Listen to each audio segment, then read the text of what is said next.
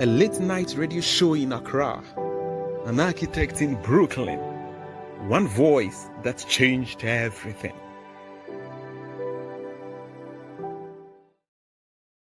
It started with a voice, velvet and warm like aged wine, dipped in poetry. Delali's soft Ghanaian lilt drifted through the late night radio waves in Accra like a lullaby. Her words painting poetry over jazz. Kwame had always said her voice could stop time. And somewhere, thousands of miles away in New York City, time indeed paused. At least for Kelvin. Kelvin, a half-asleep architect pulling an all-nighter in Brooklyn, stumbled upon a show by accident. A random internet radio station, one click away from white noise, suddenly turned into the sound of her laughter. He was hooked. Every night for a week he tuned in. Then 2 weeks, then a month. And then he called in. She picked up. Hello, caller. What keeps you up tonight? Your voice.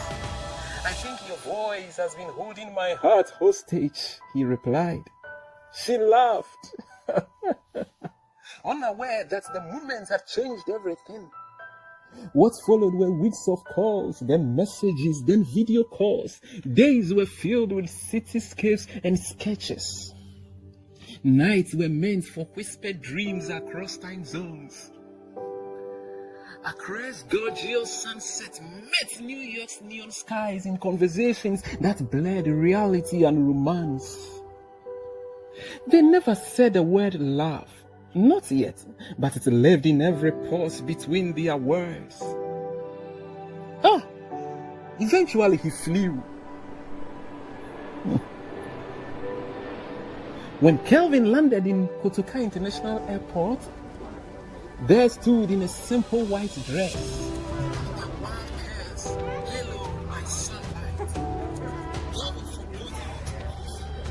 And in a split second, they were locked in an embrace so tight as though they had been sculpted into a statue. Their hearts beating like city traffic.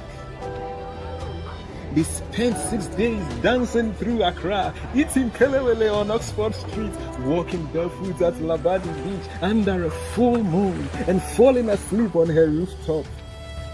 On the 7th day, as they stood by the Black Star Square watching the ocean breaking against the edge of the world, Kelvin asked, Delali, come to New York, please.